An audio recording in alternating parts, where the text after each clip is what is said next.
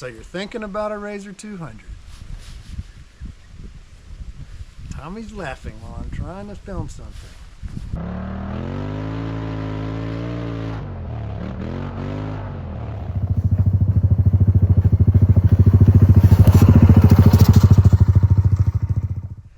Hey everybody, thanks for tuning in. Today we're going to talk about the Polaris RZR 200. Now Chris and I each bought one of these for our kids. These are great machines. We started out with go-karts and then quickly realized that we needed something else if we wanted the kids to ride with us on the trails. There's not a lot of options in between go-karts, youth ATVs, and full-blown ATVs or side-by-sides.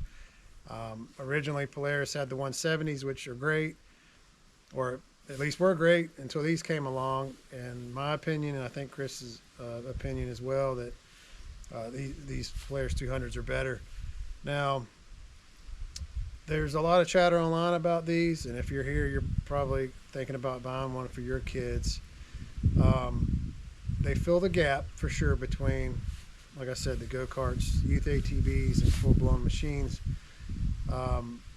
They are kind of sort of glorified Chinese go-karts with Polaris's name on them, but at the same time, if you buy one and want to do some real trail riding and bring your kids along, you can get one of these. You can put some money into it on top of the purchase price, but you can set it up and ride the trails, and it's been a great experience for us because we've had the boys out riding Black Diamonds with us, all kinds of trail systems, the trails here at home. So we're fans.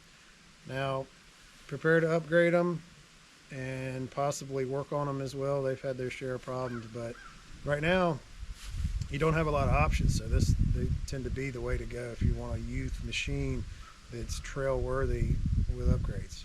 So Chris is going to take over from here and point out some stuff on the RZR that he set up for his children, and then when we come back, I'll take you through a couple of the differences on mine. Hey everyone, welcome back. So we've talked a little bit about what we've done to these RZR 200s, and today I wanted to just do a quick walk around of some of the items that we've added to it, both in accessories and performance. So we've really decked these out. Josh and I are very proud of kind of the power and some of the cool, unique things that we've done to each of them. So starting off, we got the OEM Polaris roof and windshield. That is the second windshield that we've had. You do have to be pretty careful with it because it does scratch rather easily. I don't know if you can see that or not, but there's a couple of spots here already that have started to get damaged, and that's the only the second time that we've used this windshield. So just be prepared. We have a little 1 gallon pump up sprayer like what you'd use for Roundup. And when we get on the trails, we spray it down really, really well, and then we use a squeegee to clean it. It works, but again, just be prepared. You'll probably end up having to go through 1 or 2 of those if you're riding a lot in the dust, and it definitely scratches easily. We added the light bar a little later on, but really turned out to kind of be a cool feature. I've got it hardwired, ran the wiring. There's a quick connect. You can see it through there, and zip tied it to the roll cage. Came down the side here, so there's one zip tie. Then it comes down through the body. Got a little switch here, and it really puts off a lot of light. Excuse all the mess in the shop here. Got a whole lot of cleaning up I need to be doing. So that's nice, especially in the night riding. You guys have seen some of those videos where the boys are riding back late at night from a restaurant or coming back late on the trails. It's been very useful. The OEM lights are decent. They are LED, but they don't put out a ton. There is no high beam, so it is just what it is when they're on. While I'm down here, we did do the front bumper. I believe that's OEM. I'll have to look back. We will post all the links to some of these accessories and the performance parts in the video. But it's either from OEM or UTV or Super ATV. So we'll have those details. But again, a lot of those are all the same. The fitment is pretty good. I think Josh has a different one on his machine, but nothing too crazy there from an installation standpoint. It's just really those 2 bolts there, 1 and 2. There is a support bracket that's a little beefier on these than what was in there originally from OEM, so you do have to replace that, but nothing too crazy.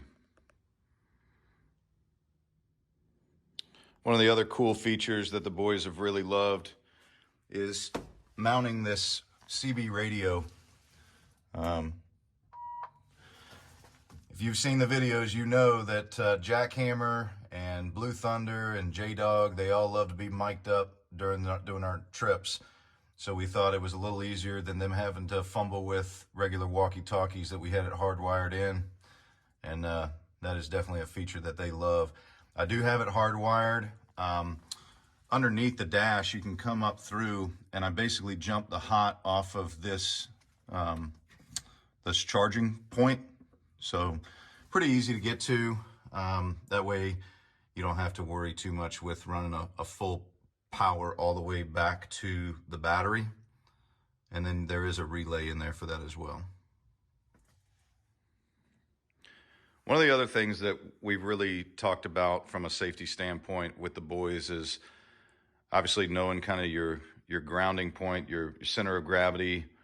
But if for the scary instances that they would actually find themselves rolling over in this thing, we wanted to make sure that there was a little bit of additional protection. The OEM nets that come with this kind of start right here and they attach down here the same way this one does, but it's only probably 3 or 4, maybe 5 inches high. These, we got these, I think, also from Super ATV, but they've been really, really great. It's kind of got that NASCAR feel to it, a quick snap here, and then they can jump, get in the door that way. I did use some zip ties here just to keep that tight because of the way that this mount here works. But again, really a nice feature. That way, if for some reason they find themselves in a rollover situation, or even just riding trails, having situations where, limbs and brush could get them, it definitely protects both the driver and the passenger. Highly, highly recommend that feature for the kids.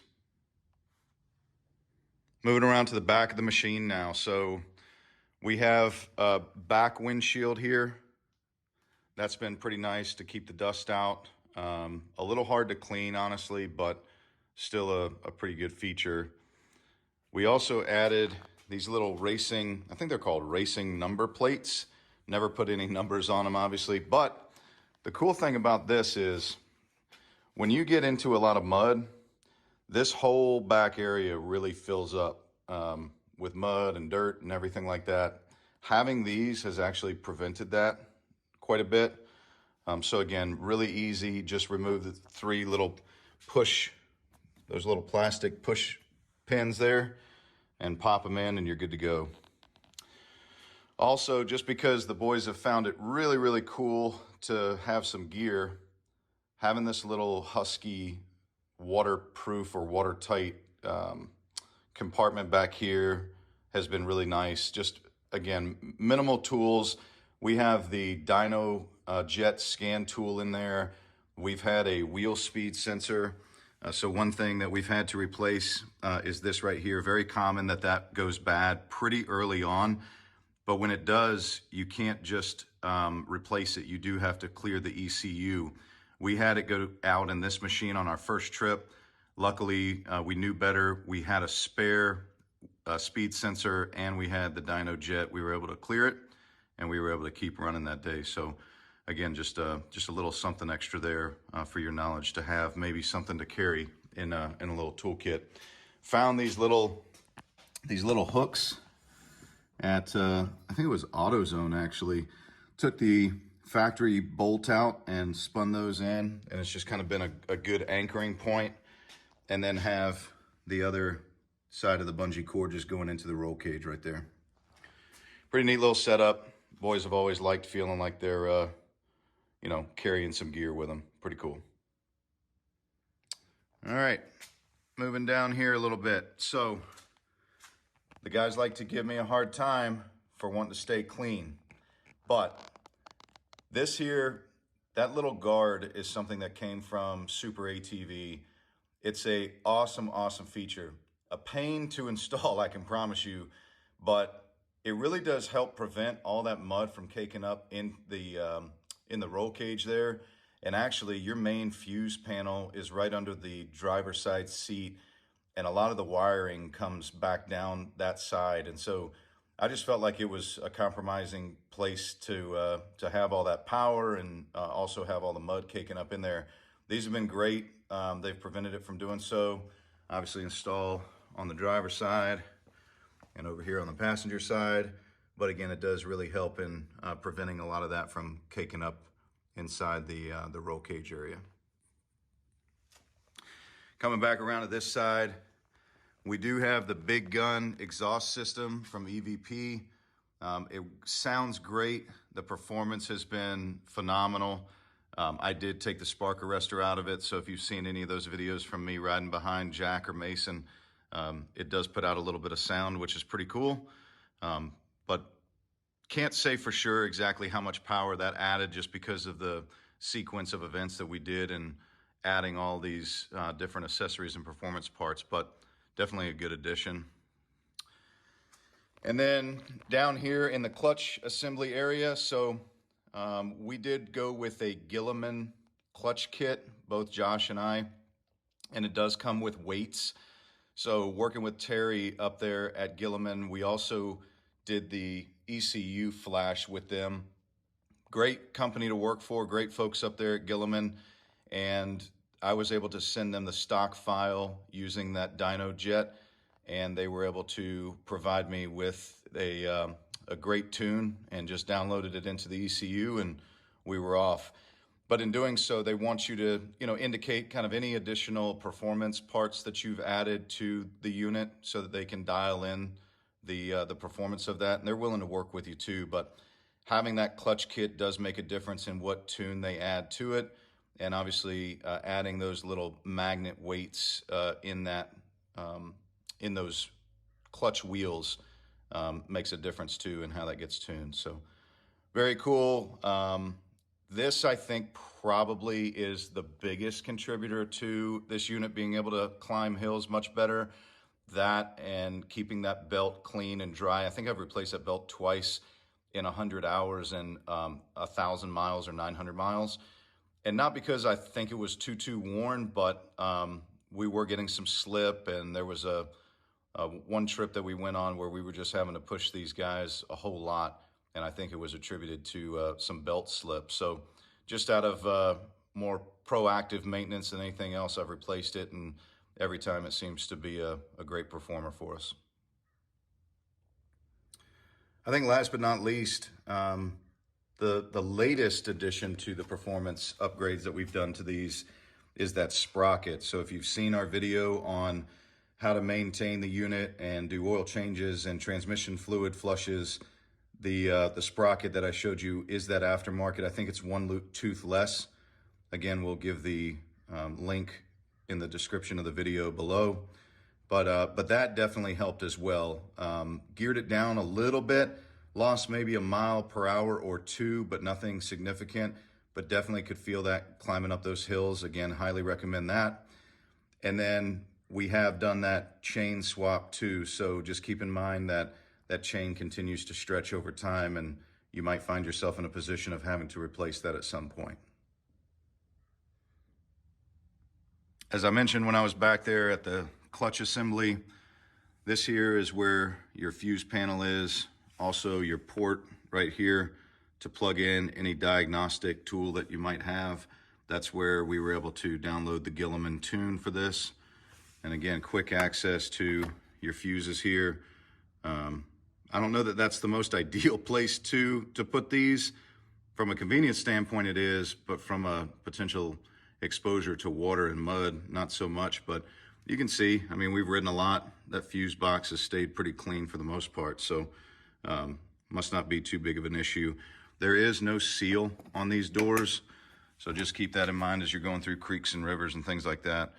There are floor panel drains in there, so if the water does come a little high, it's not a big deal, but just something to keep your eye on. Make sure that that cover stays tight on those so you don't get any damage in that fuse panel. Now that you have the secrets behind the 41 mile per hour RZR 200, hope this gives you some ideas on what you might do to the units if your kids have those, and try to get a little bit more longevity and power out of them. They say this machine is rated from 10-year-olds to 16-year-olds. You know, we did start the boys a little earlier on it just because they had had some experience behind the wheel of go-karts. And I would argue that 16 is definitely pushing it just from a weight perspective, and as well as just the general size of the kids. Depending on how big your kids are, they might outgrow the physical size of the machine faster than they grow out of the power. But it's been an awesome, awesome machine. We love these things. Highly recommend them for purchase if you're into the ATV outdoor world. Very safe machine with the roll cage and keeping the kids, you know, well secured in there. One thing we talked about doing is putting maybe the 4-point harness kit in here as well. So that might be an additional add here before long. And we've also talked about adding the OEM rock sliders. So we're never stopping on these things. We really enjoy them. If you have any recommendations on things you've done to get more power out of them, feel free to send them to us in the comments. We'd love to hear from y'all, and also get your thoughts on our setups and anything that we could do different.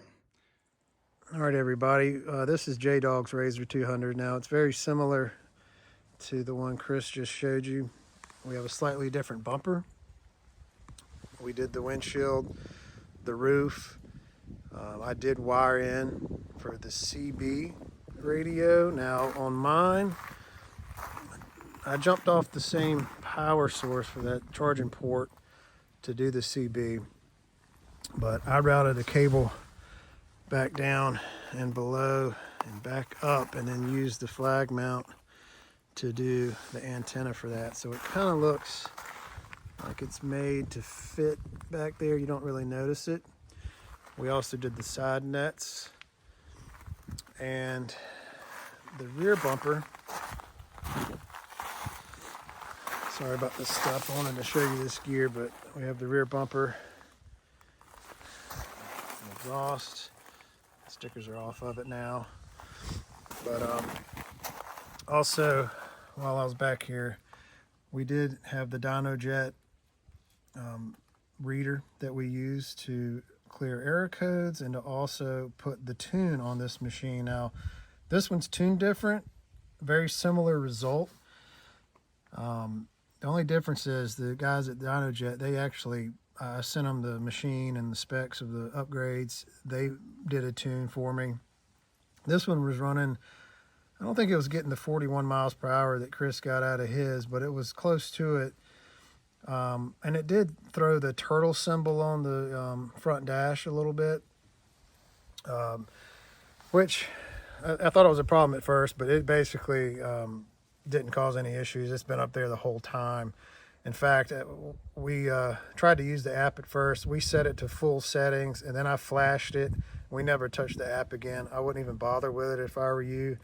Just go with the machine tuned if you're going to try to upgrade it at all. It's the best way to do it. A couple other things. This is the Gilomen kit that we received when we did the clutch kit. You can see some rollers in there. It's got the magnets in there as well, right there. They give you options to kind of change that up, but we went with the recommended specs on that, and it worked great. And just to point this out, this is the gasket you'll need. So don't forget this if you're taking that clutch cover box off to change the belt. You need the gasket to put back on there. That's about it. We had this little carrying case that we mounted on the back. I think my son used it one time and hadn't touched it since. But that's the extent of the upgrades. I also want to point out two things facing the rear of the machine here.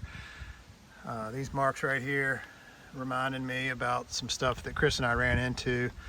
Now, tuned or not, there is a chance that you'll get on some really steep inclines and you'll either have to tow them up or do what we did. And you can see based on these marks that we got in behind them on our four-wheelers, and we were able to push the guys up some of these really steep hills and mountainsides that we ride. Now, we thought about mounting a tire or something back here just to have a little cushion so we can just push them up the hill in front of us. Just wanted to point that out because if you set it up that way, it actually might save you some headache while you ride, and you don't have to stop and get out of the machines or anything like that. So just a little tip there. But the other thing is, I think I win the title between Chris and I as who had to spend the most money on the RZR 200, because as you can see the color difference right here on this back gearbox, I had to replace the transmission. And what happened is this, that drive shaft that comes out of the transmission and turns the small sprocket, turns the chain, there's a main bearing in there that has an oil seal around it, and that seal gave out because the bearing was wearing so much, and I lost the fluid, and we had to wheel it back into camp, and apparently that damaged the gears enough. I wish we'd have taken the chain off so it didn't spin while we towed it back, but didn't really think about it while we were getting it back. We didn't know it was such a problem, but they said that the transmission was torn up enough that it just needed to all be replaced. So it was a pretty hefty replacement cost at the dealer, but we just went ahead and did the whole thing. So the whole back gear case is completely new, but just something else I wanted to share with the experience, just so you guys know. And the dealer accused me in a roundabout way of keeping the chain too tight, which we kept them in spec. Chris and I both, we checked them before all the trips, during the trips, and we had them within spec to at least the best of my knowledge and ability, but I think it was fine. It's just that when you use these things a lot, they're just going to wear out, and unfortunately it got to a very expensive place for me. But just wanted to put that out there for you guys. And you guys, please feel free to comment or message us if you have any questions. But Polaris RZR 200s, they're fantastic. Get your kids involved. Our kids, or at least my son's about to age out, and Chris has a younger son, Jackhammer, you've seen on the videos, that'll be riding in his for a while. But as of right now, 2024, going into 2025, these machines, I mean, I think they're still the way to go. You might have some problems, and you probably are going to have to upgrade them to get out there and ride well, but it's totally worth it. So again, comment or let us know if you have any questions, and we appreciate you guys watching. We'll catch you on the next video.